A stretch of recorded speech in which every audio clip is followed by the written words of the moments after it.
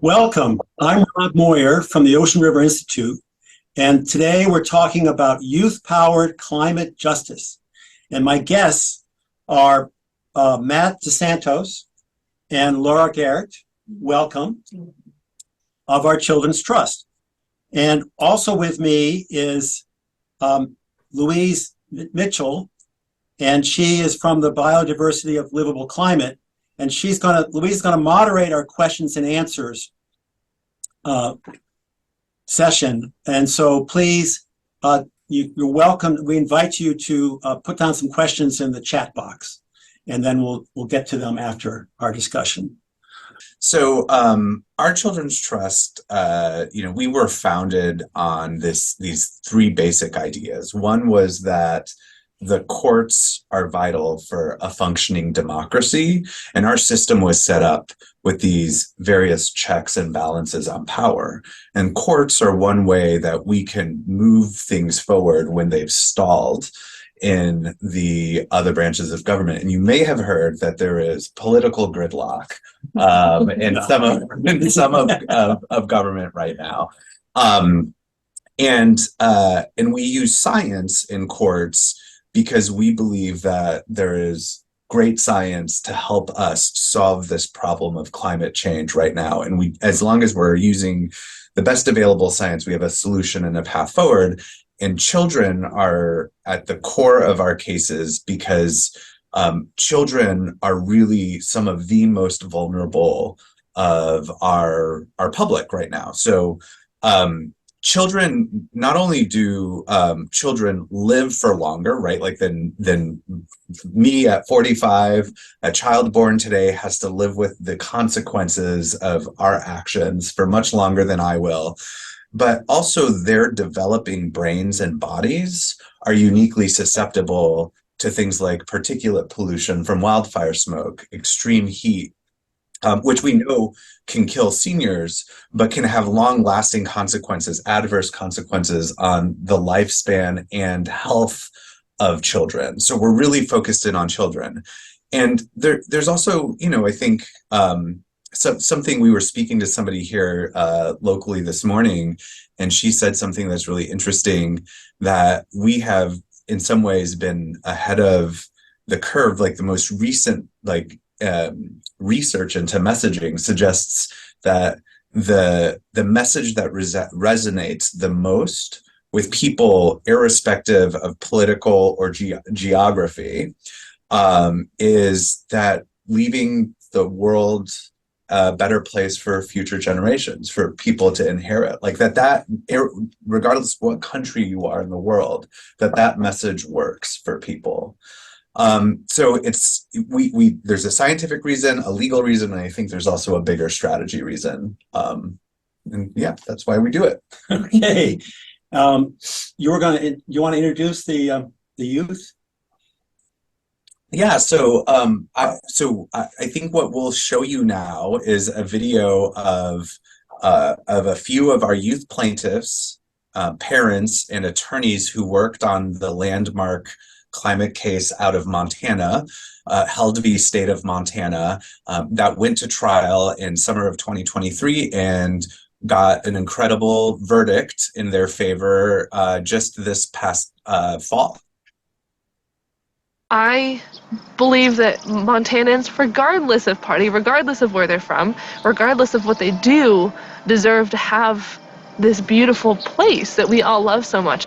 Montana has a tradition of experiencing the outdoors, loving nature, and at the same time, a fossil fuel industry that is pushing in the other direction. It will go down in history as the first ever constitutional climate trial.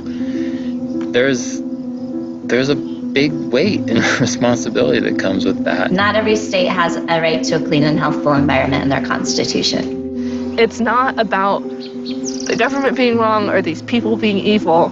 It's about changing an unhealthy pattern of behavior that's harming Montana's people. This trial is barely about our generation right now. We know it's about our futures, but it's about future generations too. We're fighting for them, not just us. All these 16 youth plaintiff heroes are courageously leading us. speaking truth to power. They are here to save us from ourselves because we, my friends, are handing them a mess. I'm trying to protect this environment for future generations to come. You know, it's really scary to see what you care for disappear right in front of your eyes. It's a photo of our property when the smoke is coming to the valley and you can't see the mountains. It's horrifying. I think every single one of us is here because we care about the future, and we want a future where our kids and our grandkids can grow up and be proud of what we did. We didn't shrink in the face of this threat. We stepped up to it. I just think it's like a beautiful thing that all of us love Montana in different ways, and I want the judge to realize that more than anything. I don't know if I can live in Bozeman or in the other towns in Montana that I know and love because of the uncertainty that they'll even exist in the same way that they do to me now, that they will in the future. Like every time I come back home, it just feels so real, and I don't know how to explain it, but there's just cycles of life going on here, and it's not just on paper.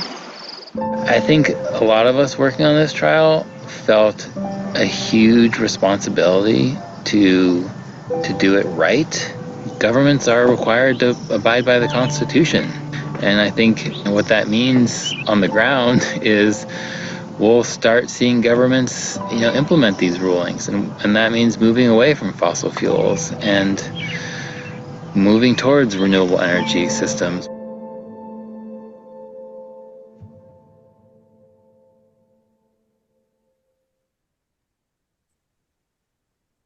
Good to have a moment of silence after that. Yes. Oh my goodness. Laura, how does our Children's Trust meet the youth plaintiffs? It's definitely a multitude. It's a way where my role at our Children's Trust is where I get to meet with a lot of amazing organizations, wonderful individuals who are really dedicated to pursuing climate justice. And then they introduce me and our team to these youth who are already in their communities, part of the movement, organizing with their peers, figuring out how they can do this work as well. And that's when we can have these conversations with them and learn more about their impacts and what their hope is for the future. Because that's very important, is we all see the devastation of the climate events that are occurring across the globe, but there is hope, and the youth have this hope, and that's why they're doing this work. And and they'll also reach out to us. One of our favorite stories is there was a group of youth in Virginia. As a class project, they were assigned to create a video, and they decided to make a video showing research they conducted about how the Commonwealth of Virginia is perpetuating the fossil fuel infrastructure in the state, and then sent it to our Children's Trust and ended the video with saying, "Be our attorney. We want to work with you." And that's very profound. And it made us be like, yes, we will reach out to you and become your attorneys. And there's many other stories just like that. How impressive youth are. It's just, you're so fortunate to get to work with these people. Yes. Matt, so what's it like pursuing climate justice inside the system?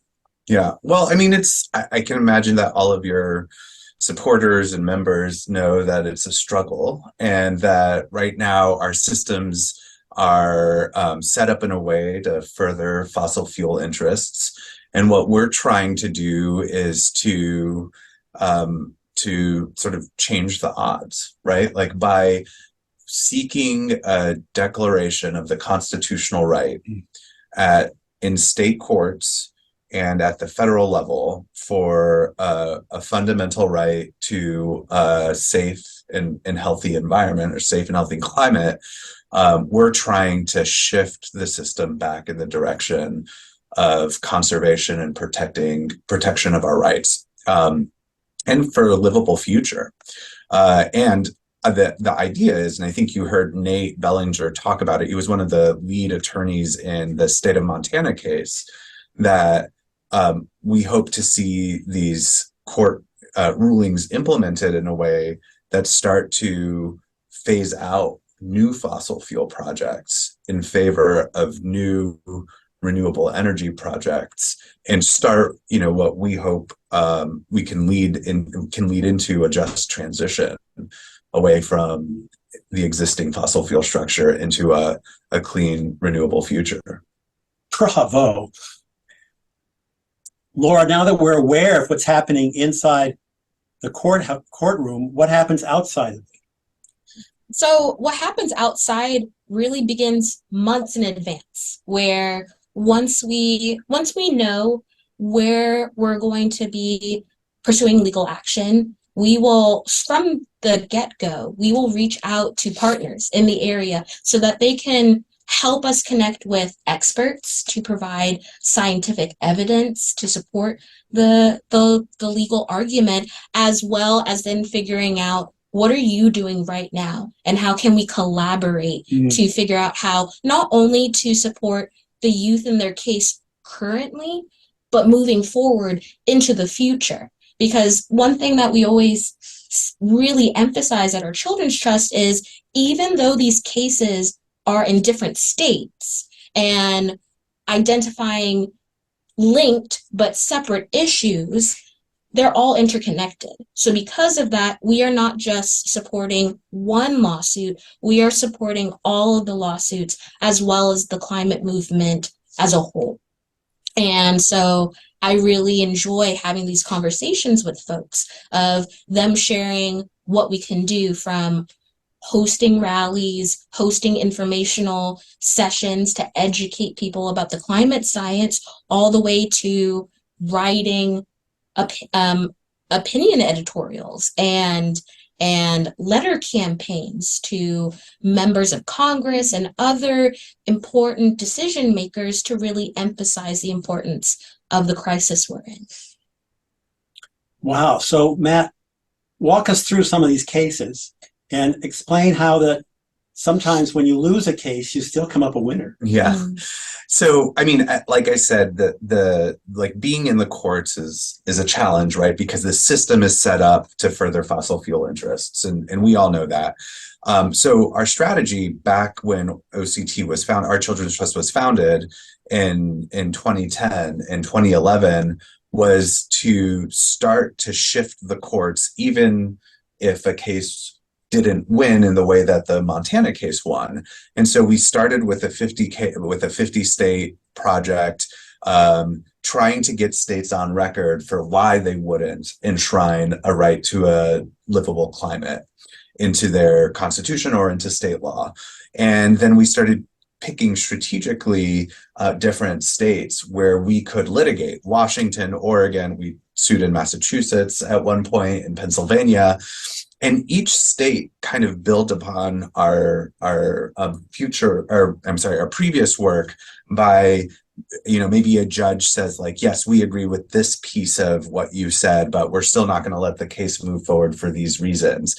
And so we sort of, over the course of 10 years, built on that case law up until we got to 2023. And in 2023, we took that case in Montana to trial and we won.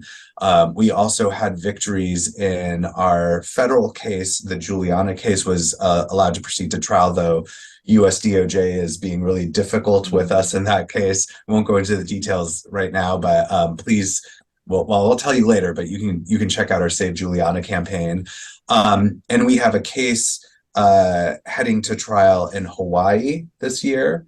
On June 24th, that is, instead, doesn't just look at fossil fuel extraction, which has really been our focus because we think that's one of the most winnable areas right now, but now also looks at the configuration of a state's transportation system, which we know is one of the other largest sectors of carbon dioxide emitter and other greenhouse gas pollutant emitters when we look by industrial sector. And so, we're looking forward to, I think, another really big year in 2024 with the Hawaii trial. We also had a global victory recently with the Klima Senioren case, which some folks may have heard of. It's a case out of Switzerland on behalf of senior women. Yes. Also very vulnerable population, right? Senior folks, especially susceptible to heat waves and other climate impacts. And in there, we were urging the European Court of Human Rights to adopt the best available science to get us down to a 350 parts per million concentration of carbon dioxide in the atmosphere, and not just hang their hat on the politically negotiated standard in Paris, which is 1.5 degrees Celsius. And the court adopted our position, which is great. Yeah, because the UN is saying 1.5, right. And the court here is saying less than that. Yeah, they're saying best available science, which we know is 350. Excellent. So tell us a bit more about Montana. Sure. So in Montana right now, and I actually saw this, I don't know how I saw it from here because my eyes are not that good, but I saw a question about that came up about Montana, which is, did the state appeal it? Yes, the state appealed the ruling, which probably surprises no one. We have just finished our briefing in Montana and are expecting to go to oral argument here in the next 6 to 8 weeks. So probably midsummer sometime we'll be at oral argument in Montana. Could be a little longer. Sure. Could be faster. We just don't know. They'll set it. We think that we have a really good chance at winning, in part because we put on this, beautifully, beautifully choreographed evidence with Nobel laureates, climate scientists, just in a place where the truth still matters, in court under oath. And so all of this great climate science got into the record. All of these great youth voices got into the record. And the state, their defense really crumbled. And they only put on about 4 hours of testimony at the end of our week of testimony. And they withdrew their position that climate change was not occurring or was not human caused, which was how they had originally defended the case. So they really don't have much to stand on in an appeal. And so we're really looking forward to this appeal. We think we'll win. And then the next phase will be implementing it, which is, now we think we can stop new fossil fuel permits with this ruling, because the court has said now you must actually consider the impacts of CO2 emissions on climate, but you also have to consider them on the constitutional rights of children. And the court was very clear to say that with each additional ton of greenhouse gases emitted, each additional ton of CO2 emitted was in violation of their constitutional rights. So we're looking forward to shutting down new fossil fuel permits in Montana. So how did you find the plaintiffs? You didn't just take the science class of Missoula or something and put they had a class project or something. Yeah. They had to have standing or something. Yeah, so Ricky Held reached out to us. Ricky Held, the named plaintiff. She had heard about the Juliana v. United States case. And so how old is Ricky? Ricky is now 20. No, but when she reached out to you. Oh, when she reached out to us, I believe she was 17. Yeah, she was a 17-year-old reaches out to you. Yeah. And she was 18 when we filed the case, but she was 17 before when she first reached out. And she, said that she had heard about her other cases, was really concerned with what was happening on her family ranch out in Broadus, Montana. So that is over on the east side of Montana, where she was watching cows on her ranch die. Groundwater just evaporate, rivers, dry up. And then suddenly really early rain on snow events leading to flash flooding that was just like they had to move pieces of their fence line and their property to accommodate this, just like these awful flash floods. So we knew Ricky was going to be an incredible plaintiff because she had economic harms. She had, mental health harms from the anxiety caused by watching her family's ranch, like, literally in some instances, the fear of it going up in smoke with these wildfires. And then we started reaching out to the community in Montana, as Laura pointed out, through our partnerships. And Ricky knew some young people who might be interested, and then we got connected through various folks on the ground in Montana, and other plaintiffs sort of stood up. And we go through a really rigorous process of interviewing plaintiffs, making sure they understand what being in this kind of litigation means. Like, we want to be really transparent with young people because it can be stressful. And as you can imagine, taking the stand and being deposed is not easy. And we don't ever want to put someone in that position that doesn't really fully understand what they're getting into. And so we also want a really diverse group of plaintiffs. And I don't just mean in that like diversity of how we look or who we are, but also like from various parts of the state with various harms. Like maybe you were evacuated for wildfire, maybe you no longer have access to drinking water, maybe you were junior Olympic skier. This is actually one of our Montana plaintiffs who had to stop training in Montana because of snowpack issues. So it's a really involved process. It takes us over a year. 2 hunters you were telling me. Yeah, that's right. And I didn't even mention we had hunters who they only eat meat. They don't buy any store-bought meat. They only eat meat that they hunt, and they started to experience really like difficulty in hunting because of deer and elk migration pattern changes. So, and you had Indigenous people. That's right. We had 3 Indigenous plaintiffs, Ruby, Lillian, and Sariel, from the Blackfoot and Crow Nations. They had impacts because of their first foods that they would go out and do berry picking and other kinds of first foods gathering that were no longer available, or were sickly, like berry bushes were sickly, or they were moving up in higher and higher elevations because it was just too warm. And a really beautiful moment, sad but profoundly beautiful moment in court testimony was having Mike Derglow, an elder in those tribes, and Sariel both talk about not being able to pass down cultural knowledge because of the lack of snow on the ground. So their tribes tell I'm trying to sign into my account.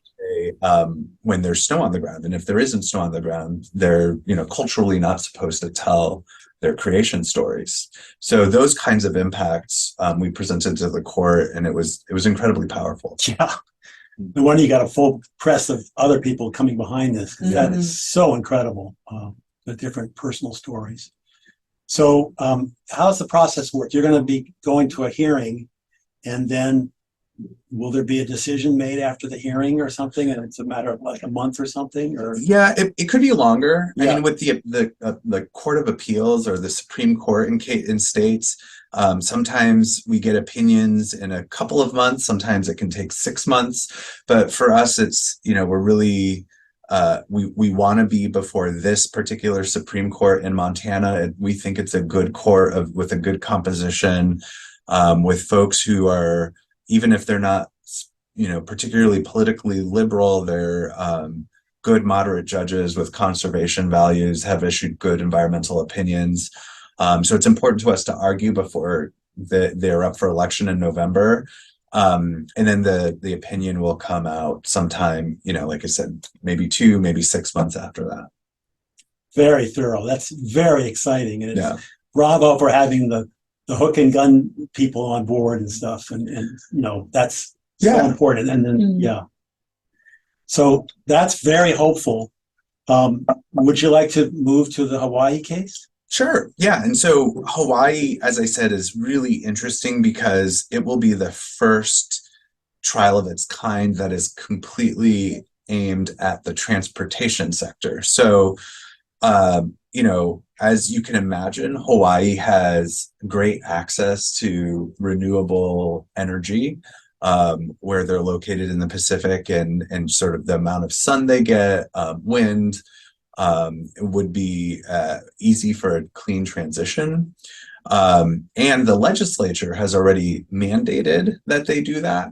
But the Hawaii Department of Transportation continues to invest in fossil fuel infrastructure like roads, gasoline stations, and is, not investing in the electrification of fleet vehicles like buses or multimodal transportation, so like bike lanes. Hawaii is not large by landmass. It's a pretty small place, and it's liberal and wealthy, right? And you would think that it would be that they would have done all of those things. And so, after sort of years of dragging their feet and exploring in the area with like various young plaintiffs, we decided to partner with Earth Justice out there in Honolulu, and we sued the Hawaii Department of Transportation over its failure to meet their own standards. Bravo. And who do you have for plaintiffs out there? We have 14 young plaintiffs in Hawaii, and many of them are Native Hawaiians, so indigenous youth, and they have a variety of different impacts, from having some of their cultural heritage sites becoming inundated by seawater, taro fields, so some of their first foods becoming fallow because of like the saline entering into the soils and making it harder for them to grow and harvest. Obviously, like profoundly lethal wildfire that just happened in Lahaina, Maui. We have a plaintiff who was both lost her home in 2018 to a climate-fueled hurricane, and then, just last year lost her home again in Maui to wildfire. And this woman, Kaliko, is young. She's a girl, is 13 years old, and has already had two completely life-altering catastrophic climate disasters happen to her in her brief 13 years on this planet. And so she's one of the most outspoken young people. And that's, you talk about how lucky we are to work with these young people, and it's really true. I mean, and Laura said this yesterday. We were speaking to young people here in Boston, in Weston, actually. But the way that these young people are taking these devastating events and turning it into action is an inspiration for all of us. Yeah, can I interject there? Please. Well, because I would love to be able to share one of Kaliko's messages because she really enjoys telling her story. She loves being able to explain to people why she's not letting fear prevent her from taking action, because she states very clearly how she doesn't want that for her own future, and she doesn't want that for other children of Hawaii's future. And it's so profound when you listen to her, because for a 13-year-old, she's very articulate. And very eloquently puts how much urgency there is right now. And that's why she's participating in this case. And I know many of her fellow plaintiffs agree with her. Yeah. It's amazing. John, you think we could play her that video? I'll share it with you so you can email it to everyone. Yeah. Yes. She's just so articulate, and when she speaks, you all listen. Yeah. Yes. That's really great. You're absorbed in her message as she's speaking. So the cover picture had a lot of youth on it. So, yeah, that was in Helena, Montana, walking to trial in the morning. I think it's Talia, and who actually you also heard in the video testifying, Lander and Badge, who are the hunters we talked about, who do sustenance meat hunting. Micah. And Micah. Oh, Micah, I love Micah, is a cross-country athlete, cross-country champion, and who's had written these beautiful I mean, there's sort of like almost like letters to the, like, I think one of his letters was called, "Are there any adults in the room?" Yes. Basically saying, like, you know, why are we, the young people, saddled with this fight? Like, well, we're trapped inside watching the, you know, woods burn around us. Like, what are the adults doing to take care of us? And it was really a powerful moment to have him read that into testimony in court in Helena, Montana. I think of Montana as a place to go fishing. Yeah. Any fishers in that? Oh yeah, Kian. Yeah. Kian, who's a big soccer player and is also a fisher, but also a Badge and Lander. There's quite a few folks who, and then there were youth plaintiffs who were avid rafters. So, like, you know, and who talked about that there were times where they literally would miss entire seasons of boating because the rivers would be too low. Yeah. Mhm. There's one moment in trial when Lander was on the stand, and the defense asked, "Oh, what's your favorite spot to go fishing?" And Lander actually said on during his testimony, is like, "I can't tell you that." That's right. I can tell you that. It's like everyone knows you don't tell someone where you love to go fishing. And I mean, that really emphasizes how much they love going outdoors and enjoying the beauty of Montana. Tell us more about the skier. Oh, so yeah, Georgie is a competitive skier, and Claire was a ski instructor. They're two sort of skiers, but Georgie is quite competitive skier, and had talked about how she and several of the like very high profile skiers that she skied with really no longer train in Montana because it's so difficult to find reliable snowpack for the kind of skiing they do. Yeah. And they do cross country skiing. Yeah. So, and they had videos and pictures of them training where all of the snow had melted away and they were just like training on these little sliver trails of snow. Where they've shoveled it together. Yeah, basically. Yeah. And so it was really, it's really powerful testimony to hear how these young people have had these such dramatic impacts on their lives, even though their lives have been, you know, relatively short so far. Yeah, you think of our childhoods and our adolescence and how much we enjoyed the outdoors, and they're denied that experience. Right, and it's really important to a lot of them, and especially in the state of Montana, where, you know, I think you hear Grace talk about at the beginning. Grace was a soccer player, but also a youth climate organizer. In fact, one of her stories in trial was how they were having a climate march and had to cancel it because the air quality was so bad that you couldn't be outside. And the irony in that. And so but you know, Grace talked about how Montana is, you know, they're irrespective of political leaning, like one of the core values of people in that state is like love and respect for the outdoors. And so it's really important to them to be able to protect this, not just for themselves and their future, but for future generations of Montanans. It's so important. You're learning more about that. It's not just the social media and the cell phones that are getting kids delayed in mental health issues and stuff, but it's that they don't have as much playtime as they used to have. And these kinds of outdoor pursuits are exactly that kind of playtime. So by depriving them of that, never mind how many cell phones they have, we're talking about mental health impacts. Yeah. And how do you help? You know, I've prepared to go before Congress on stuff. And when you step up there, it's like deer in the headlights. I mean, the trauma just kind of washes over you, you know, and that's my kind of guy. You know, some people, it's just the bravado or something. They're the ones who can carry the football over the line where I'm running the other way because the tackle's coming at me.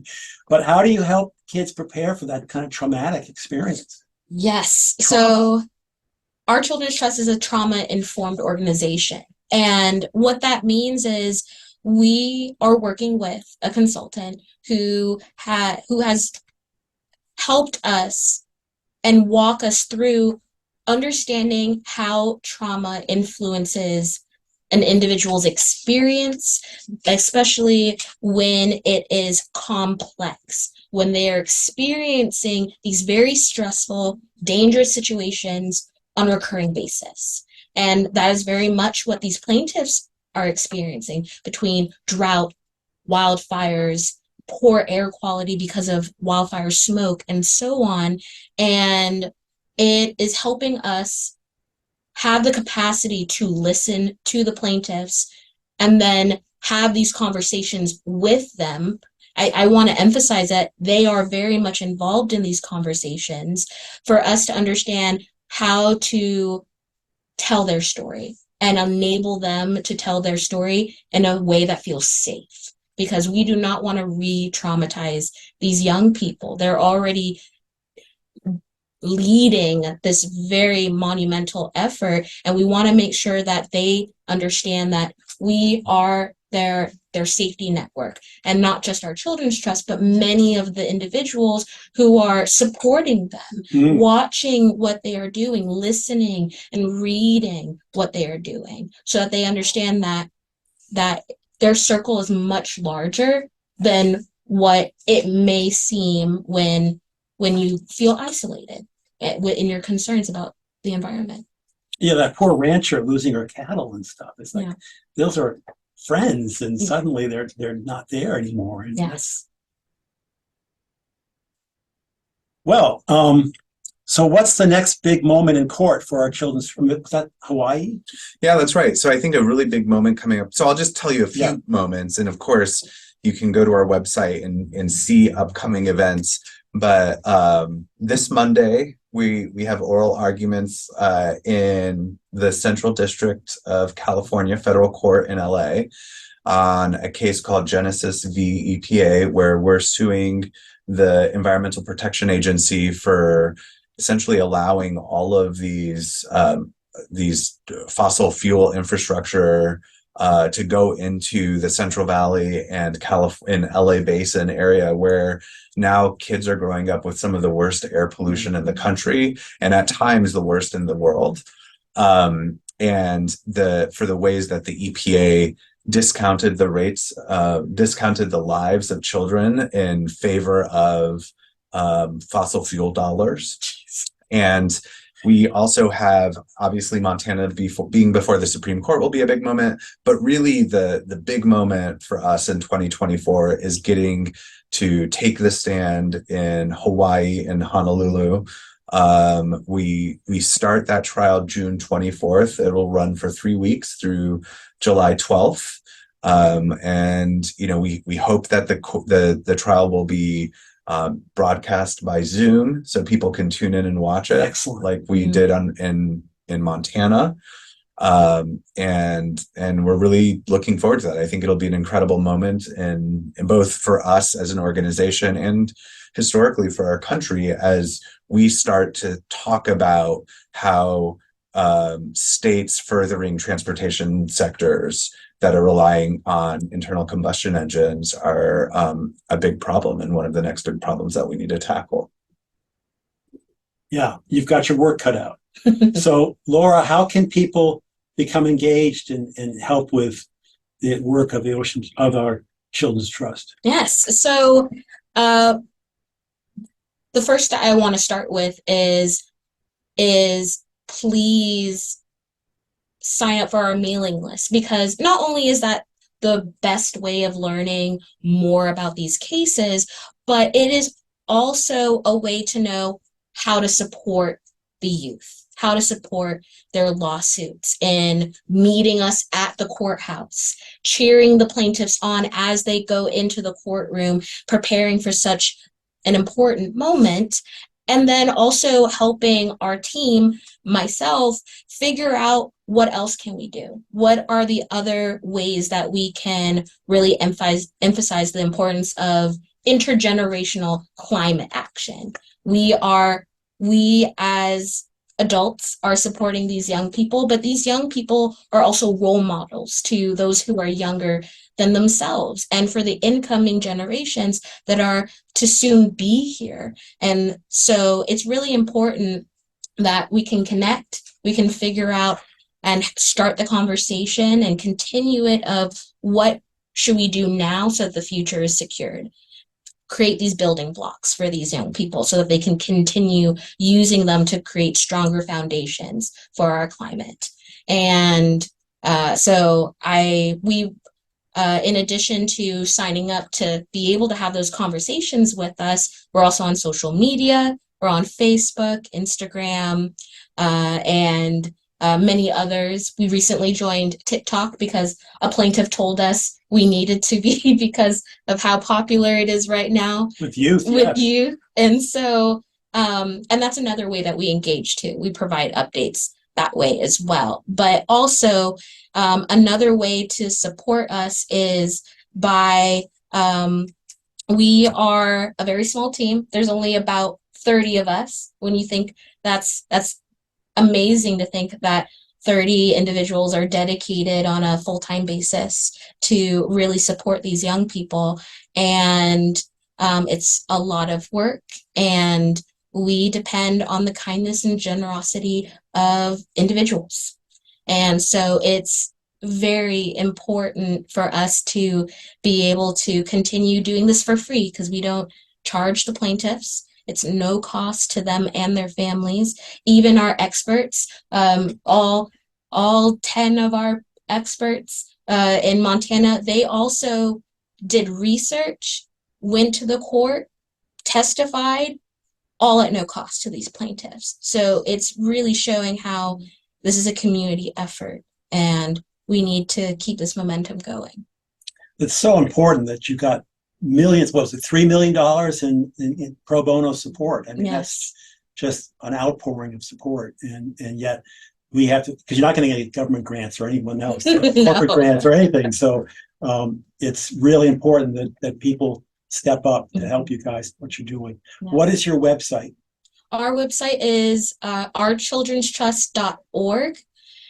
We will, I'm very happy to share more resources in addition to what can be found on our website so folks can learn more. And can they email you? Yes. I know that sometimes it's hard to share contact information over a call because you want to try and write it down very quickly. But mine is laura@ourchildrenstrust.org.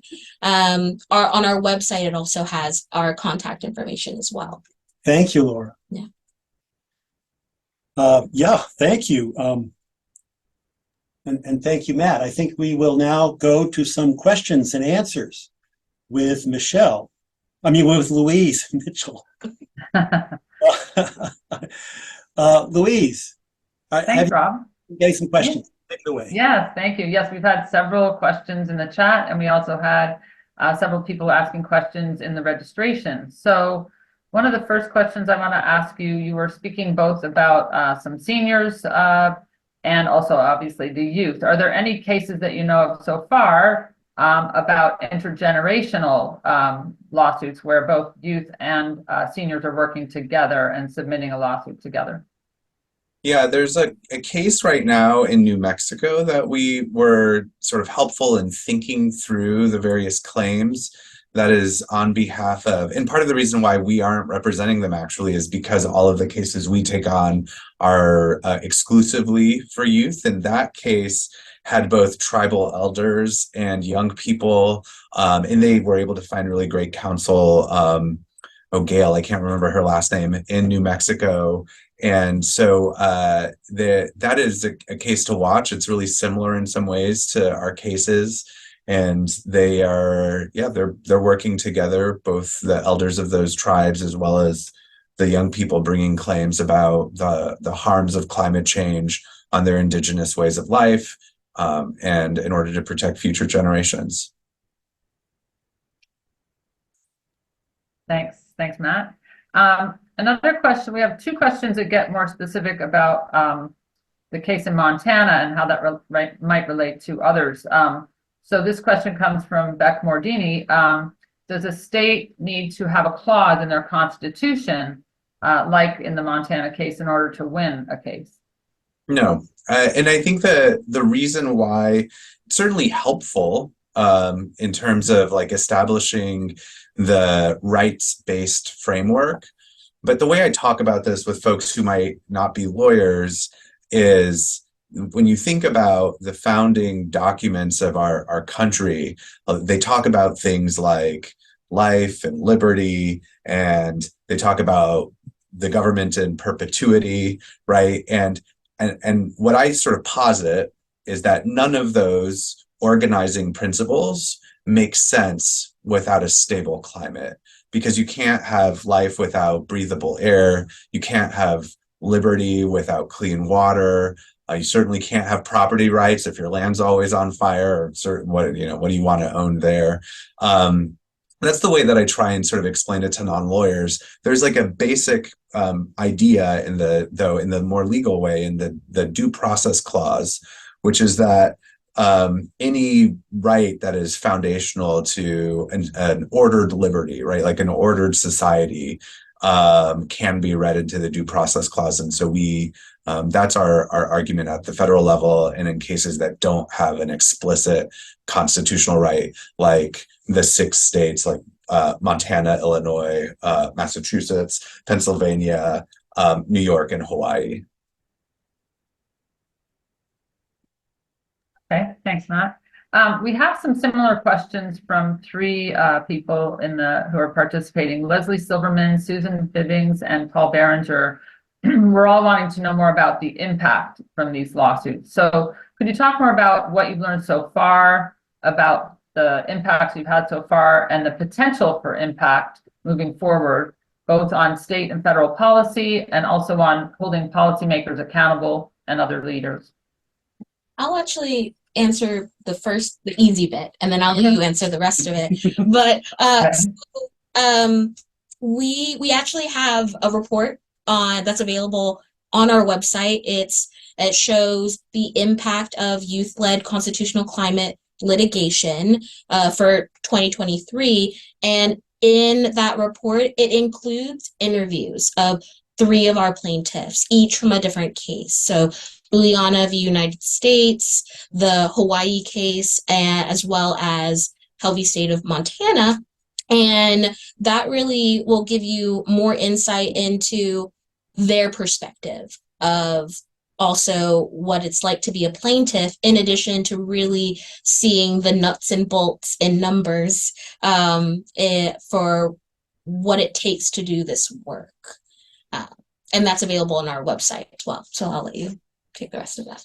Yeah, I mean, I think that the impact and how it will start to shift the legal framework is, still in development, right? Because the first case that was a complete victory is on appeal. But what I will say is the impact of these wins is clear, right? We won our first fundamental right declaration in 2016, and that really laid the groundwork for all of these other wins here in the United States and in Europe, as we saw a complete shift in the legal approach to this, from the sort of traditional case-by-case project approach to the rights-based approach that we're seeing in courts around the world. So I think our cases are having a profound impact, win or lose. And I think that, this year is going to be it's the beginning. And I've always said this, which is finally getting this declaration crystallized, this constitutional right crystallized, is really the beginning of our work, because that's when we then will have to do enforcement actions to make sure that this right is enshrined and protected.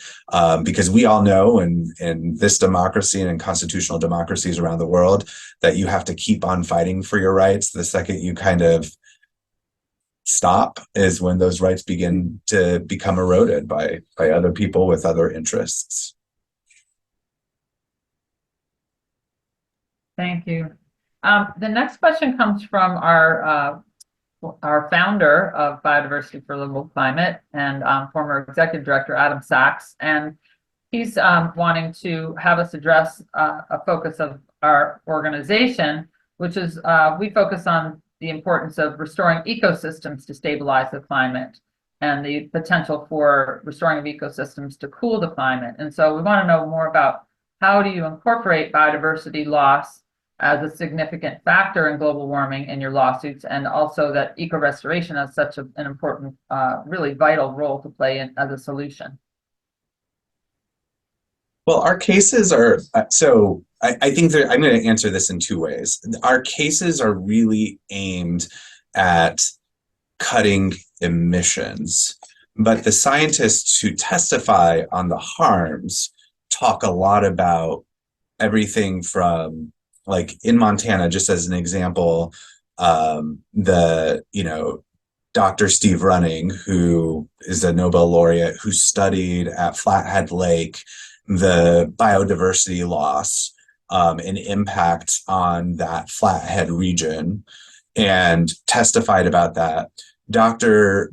Kathy Whitlock talked about the changes in precipitation, not just in amount, but in timing, and how, for example, a spring rainfall that happens too early in winter can lead to the devastating consequences of stream erosion, but an expected spring rainfall that happens too late into summer can mean that a particular bug or macroinvertebrate doesn't hatch that would have otherwise fed salmon fry, and that it has this like cascading effect on the entire ecosystem. So these extreme changes in precipitation events go well beyond just the sort of what we think of as like the most palpable human impacts, which are, droughts and flooding, but to have these like cascading trophic events.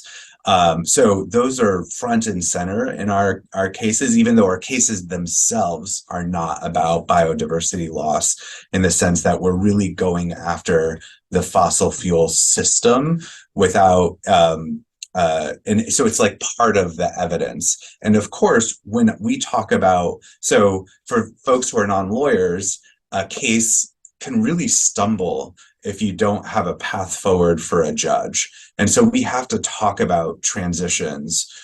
So that includes things like, the like how we move an economy from a fossil fuel based economy to a wind, hydro, solar economy, so clean renewable energies. And we certainly provided testimony or evidence about the need to do that, so that Earth's energy currently Earth's energy imbalance can come back into balance using natural cycles. We talked about this a little bit last night in our conversation, which is, I think there's tremendous potential for investing in drawdowns that exist today, meaning like investing in reforesting mangroves off of coastal Florida, which serve as barriers for hurricanes and preserve wetlands, and have some of the biggest sinks of carbon in the world. But we have to not do that as a way to allow polluters to emit more. Like, we just have to invest in natural drawdowns, period, while also moving to clean renewable energies. So that's all part of our cases. And even though our cases aren't going after biodiversity loss, it is a key portion of the evidence that we put forward in trial. Okay, thank you, Matt. Just a note that this evening we have Biodiversity for Livable Climate in partnership with the GBH Forum Network. We're hosting permaculturalist Jenny Pell, and Jenny was in the Lahaina fire. She lives in Maui, and she was already working on land restoration before the fires, and really pushing back on the corporate and governmental influence to deplete the hydration of the soil and the wetlands there. And so she's speaking tonight on her solutions as a permaculturist, and that's at 6 p.m. this evening. I invite all of you to join us. Laura, what's the website? What's the website for people that want to come tonight? Oh, thank you, Rob. Our website is www.bio4climate.org. That's BIO, the number 4, climate.org. And we'll put that in the chat. And if you scroll down to get involved, you'll see all of our upcoming events, and that one for this evening with Jenny is there. So another question we have is, and this is from our current executive director, Beth Mordini, who is also a lawyer.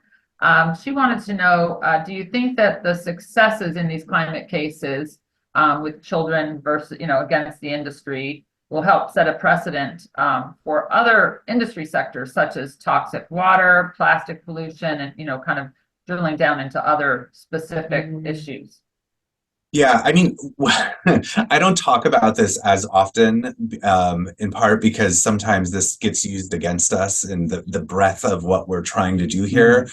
But, creating a safe and healthy environment or safe and healthy climate, I think has really, really broad implications for all of those areas that you talk about. But you could even think about, what does that mean for gun violence? Right? Like, how do we protect the future for our children when they can't leave their homes for these reasons? And so, in a world where I could wave a magic wand and have $100 million, I would just, we would start going down all of these different pathways now. But I do think that there are really profound implications that I would like to see these cases be developed down the road. Wonderful. Well, actually, Susan has a question related to this very issue. She wanted to know if there are any parallel rising movements of empowerment for Indigenous voices and laws happening. Well, that's happening in Canada to protect the sacred following the decolonial approach. So you've already answered that, but do you have any specifics, especially related to Indigenous voices and issues obviously affecting Indigenous? And can these cases kind of give more power and support to those cases? You want me to take that? So I would just say that I'm going to be careful about how I answer this because we represent some Indigenous youth in Canada in particular, but we really do operate within the system, right? Like, we're operating within a colonial structure, right? The law is like a colonial structure. But I do think that one of the incredible things that happens around these youth-led climate trials is that, and Laura talked about this yesterday with young people at the school that we were at, which is that young people see themselves in the plaintiffs and they see a path forward and they see a reason to keep fighting. And that kind of hope is what we provide by platforming young voices. And I think that it really does have an impact on the climate movement, the youth-led climate movement as a whole. I hope it does. And I hope that it provides these young Indigenous leaders more sort of fuel to their fight, to continue to challenge the systems that have made it so hard for them to live off of their native foods and first foods and off of their land, which, as we know, has been cut back, stolen, and now is suffering from climate change. And something that you said yesterday was the way that we are really developing and then co-leading these cases with many partners is by going to the court systems and changing the court system within it, of really looking at and presenting the evidence, the stories, the impacts and lives of the young people as well as their communities, and really emphasizing the importance of protecting these fundamental constitutional rights within a colonial setting, court system setting. And that's why we emphasize so much about why we engage with partners on such a very close level, because when we go to partners, we are very, very much discussing with them of helping us understand more about the community itself that the plaintiffs are in, and then understanding from a firsthand account of the impacts on a day-to-day basis. And so very Oops, looks like we lost the connection. There they are. Yeah, I'll just sum it up. I know that we're at the top of the hour. So, but mainly that's why it's so important for us to be in the community, working with these folks on the ground so that we can include these really vital facts in the testimony and put it and have it on record in the courts, because then that creates precedent and they can be used in other cases, and especially ours, because again, showing the interconnectivity of all the youth across not only the United States but around the world. Mm-hmm. Wonderful. Well, thank you so much. I think we've addressed all of the questions that came in either through the registration and in the chat from Biodiversity for Livable Climate. We would love to thank you, Matt and Laura, for coming to Rob's office and hosting this webinar with us, and obviously thank Rob for this partnership in hosting this event today. Yeah, thank you, Louise, Matt DeSantos, and Laura Gehrke. Thank you, Children's Trust. And I'm Rob Moir of the Ocean River Institute. And thank you all for listening. Please take care of yourselves and then take some care of this planet of ours. Thanks for having us. Yeah, thank you.